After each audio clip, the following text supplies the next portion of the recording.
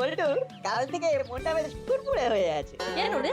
ওই যখন থেকে স্যার বললো 3 দিন স্কুল ছুটি, মনে হচ্ছে উড়ে যায়।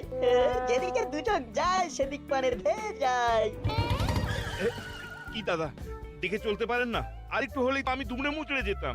আরে দাদা, দেখেই তো চালাচ্ছিলাম, নইলে যে ওই গাড্ডায় পড়ে আমি অক্কা পেতাম। সত্যি এই রাস্তাটা খুব খারাপ হয়ে গেছে, যে কোনো দিন একটা বড় অ্যাক্সিডেন্ট হয়ে যাবে। যান যান, চলে যান। ধন্যবাদ দাদা, আপনি বলে বুঝলেন। অন্য কেউ হলে কপালে একেবারে দুঃখ ছিল। বলটু, আমি যা দেখলাম তুইও কি তাই দেখলি? দেখেছি। কাল বৃষ্টি হয়েছে আর রাস্তার গাড্ডা ডোবা হয়ে গেছে। আমাদের দাসপাড়ার রাস্তা এখন জলে ডোবা ছোট ছোট দ্বীপ। চল একটু জলকেলি করি। জল দিলি? চল চল, চলে নাচি। চল। জল থই থই পথ ঘাট নাচছে দেখো বলটু নাচ। গরমে মানুষ হাঁসফাঁস করছে আর তুমি গরমে গায়ে চাদর দিয়েছো কেন?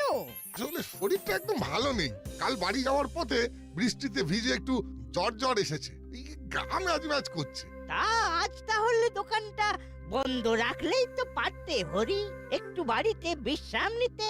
আগে না করালি বাবু, এই দোকানে নিত্যদিনের যা রোজগার তাই দিয়ে আমার সংসারটা চলে। তা কটা টাকাই বা রোজগার হয় বলুন? তা তো ঠিক। ও ঠিক কমে যাবে। বেশ, তাহলে তুমি কচুরি বানাও, আমি একটু চা খেয়ে আসি মন্টুর দোকান থেকে। জল থই থই পথ ঘাট নাচছে দেখো বলটু নাচ।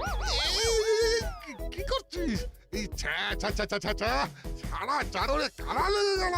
দেখো তোমার সারা চাদর কেমন প্রিন্টেড হয়ে গেল, দেখতে হেব্বি লাগছে। ছাপার চাদর।